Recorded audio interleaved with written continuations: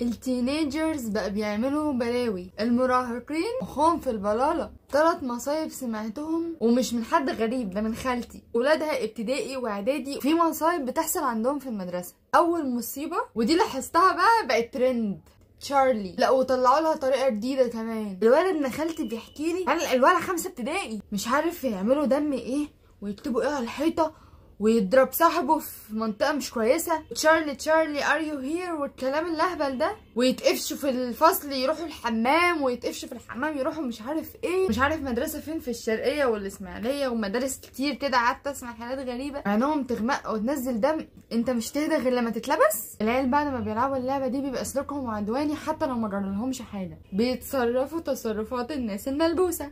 اجيبها لك واضحه اكتر من كده اروح فين؟ تاني مصيبه سمعتها، العيال ياخدوا واحد صاحبهم ويشيلوه كده زي ما بيشيلوا العريس هلا هوبا، ويقوموا فجاه كلهم يروحوا سايبينه مرمي على الارض. وحصلت هنا في طنطا ان ولا رقبته اتكسرت واتشل. انت مفكر نفسك توم وجيري يالا ولا ايه؟ فاكر نفسك لما تقع هتتطبق بعدها تنفش ترجع طبيعي تاني؟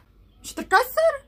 لا احنا مش عايشين في فيلم كرتون. لا يلا انت وهو. تالت مصيبه سمعتها وكل اللي فات كروم وتجربه النفس دي كروم تاني. مش عارف يقعدك على رجلك وتقوم واقف مره واحده وهوب تضغط على قلبك، الضغط يوطى، الدم ما يوصلش لمخك، جلطه في ساعتها. عشان تجربه متخلفه على كام فيديو ظهروا كده على النت. اما نجرب هيحصل ايه يعني. انا مقدره ان السن ده عباره عن فضول وان انت عايز تشوف ايه اللي هيحصل وعندك حس الاستكشاف عالي، بس حاجه خطر زي دي رهانة على حياتك. الدنيا مش لعبة. واللي خلاني اتكلم ان انا معظم اللي بيتابعوني اطفال، ومعظم اللي بشوفهم في الشارع وبيتصوروا معايا اعدادي وثانوي، وده السن اللي بيتعرض للخطر ده، وده السن اللي بيتأثر بالفيديوهات اللي بتنزل. ما تخاطرش بحياتك ولا بحياة حد من صحابك عشان خاطر لعبة، لان في لحظة الندم مفيش رجوع. يا ريتني يا خبر ايه اللي خلاني اعمل كده. وديت نفسي في داهية، وديت صاحبي في داهية، جبت لصاحبي عاهة، جبت لنفسي مصيبة، وتورط عيلتك وتجيب لهم قهر تقعد تقهرهم عليك وعلى الدنيا.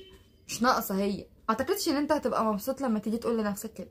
خد بالك مفيش اغلى من الوقت ولا اغلى من الحياه. ده اللي انا اقدر اقوله لك. لو انت مراهق وبتتفرج عليا، لو انت عندك اخ، ابن عم، ابن خاله، ايا كان، عيل صغير، خدي بالك.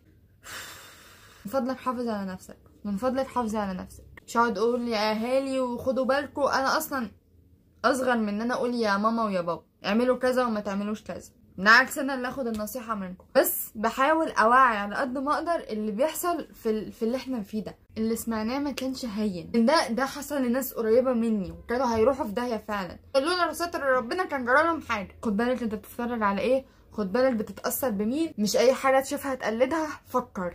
فكر. بس ده اللي انا كنت عايزه اقوله لك، عشان انا خايفه عليك، خايفه عليكي. باي.